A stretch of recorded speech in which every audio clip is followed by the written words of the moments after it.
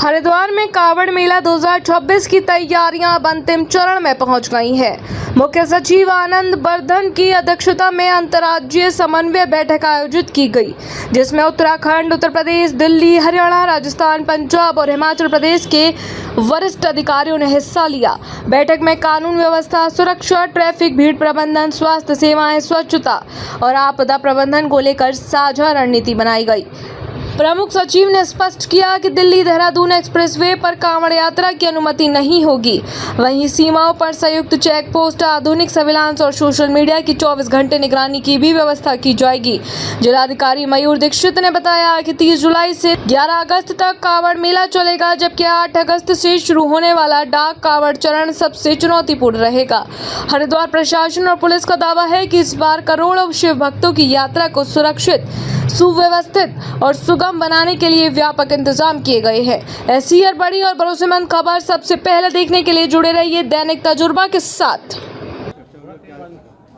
देखिए, जो कांवड़ मेला है श्रावण मास का, ये एक बहुत ही महत्वपूर्ण मेला है इधर नॉर्थ इंडिया का, जिसमें कि हरिद्वार एक केंद्र बिंदु होता है और इसमें आसपास के पूरे क्षेत्रों से लोग यहाँ आते हैं। तो इसीलिए इन सभी हमारे जो बॉर्डरिंग डिस्ट्रिक्ट्स और बॉर्डरिंग स्टेट्स हैं, उनके उच्च अधिकारियों के साथ एक समन्वय बैठक थी और जिसमें सभी बिंदुओं पर विस्तृत रूप से चर्चा की गई। विशेषकर कैसे समन्वय बनाया जाए, कैसे जो श्रद्धालु आते हैं उनकी सुरक्षा, सेफ्टी एंड सिक्योरिटी कैसे इंश्योर किया जाए कि बिना किसी अनहोनी के वो अपने ऑब्जेक्टिव में पूरा। सर, पड़ोसी राज्यों से किस तरह का सहयोग की अपेक्षा रखी है, किस तरह का सहयोग उनसे मिलेगा? देखिए, बेसिकली सहयोग, जो आपसी सहयोग है वो रियल टाइम इंफॉर्मेशन शेयरिंग है, रियल टाइम कम्युनिकेशन है और क्राउड किस तरह से आ रहे हैं, कितने नंबर्स पे आ रहे हैं, ये सारी सूचनाओं का आदान प्रदान सही समय पर और रियल टाइम तरीके से हो, इस पे वार्ता की गई। एक बात याद रखो कि इस बार पटरी नहीं चलाएंगे, हाईवे पे ही कांवड़ चलेगा हमारे हरिद्वार से, तो इसको लेकर कोई सहमति बनी है? तो यहाँ कुछ तय हो वो इन्होंने लोकल एडमिनिस्ट्रेशन ने अपनी तय कर लिया है। सर, जो चीज़ बैन रहती है कांवड़ में, जैसे हाइट हो गई, कांवड़ की भाले हो गए, कि वो क्या चीज़ अब की बार भी बैन रहेगी सर? हाँ, जो हमेशा बैन रहती है वेपन्स वगैरह, वो इस बार भी रही है और सभी राज्य इसमें सहमत हैं। इस कांवड़ मेले में कोई नया चेंज करने जा रहे हो यात्रा को लेकर, और कोई नई कोई रूप कुंभ भी आने वाला है? नहीं, उसमें देखिए, जो भी फैसिलिटीज़, जो भी इंफ्रास्ट्रक्चर जैसे जैसे बनता है आपको पता है, और उस तरह से उस इंफ्रास्ट्रक्चर का प्रयोग और सदुपयोग किया जाता है।